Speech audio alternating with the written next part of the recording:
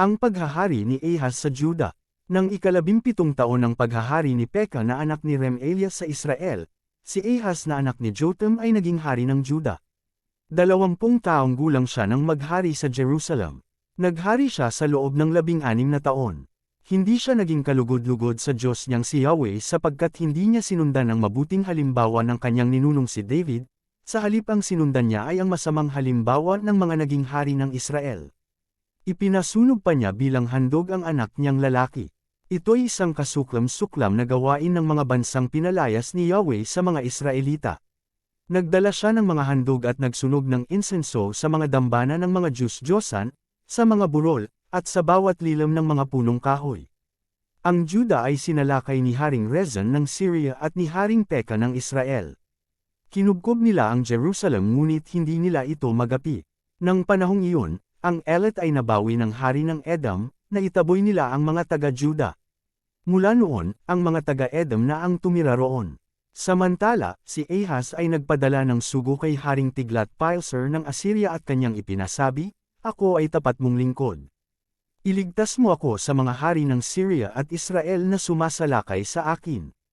Tinipon ni Ahaz ang lahat ng makita niyang pilak at ginto sa templo ni Yahweh at sa kabangyaman ng palasyo at ipinadala sa hari ng Assyria. Dininig naman ng hari ng Assyria ang panawagan ni Ahaz. Sinalakay nito ang Damasco, dinalang bihag sa Kir ang mga taga-Ron, at pinatay si Haring Rezin. Nang magpunta sa Damasco si Ahaz para makipagkita kay Tiglath-Pileser na hari ng Assyria, nakita niya ang altar doon. Ipinaguhit niya ang plano nito at ipinadala sa paring si Urias. Ginawa naman ni Urias ang altar ayon sa plano ni Haring Ahaz at ito'y ipinatapos niya bago makabalik ang hari. Pagdating ng hari mula sa Damasco, pinagmasdan nito ang altar. Nilapitan niya ito, umakyat siya sa mga baitang at nagsunog ng handog. Inilagay rin niya rito ang handog na pagkaing butil, ibinuhos ang handog na inumin at iwinisik ang dugo ng handog pangkapayapaan. At ang dating altar na tanso sa harap ng templo ay ipinalipat niya sa gawing hilaga ng bagong altar. Sinabi niya sa paring si Urias, lahat ng handog ay sa malaking altar, ang handog na hayop sa umaga at ang handog na pagkaing butil sa gabi, ang hayop at butil na handog ng hari pati ang gayunding mga handog ng mga tao, ang handog na inumin ng mga tao, at ang dugo ng lahat ng handog pangkapayapaan at ng mga hain. Ang altar na tanso naman ay gagamitin ko sa paghahandog na kailangan sa pagsangguni sa mga Diyos. Lahat ng utos ni Haring Ahaz ay sinunod ng paring si Urias.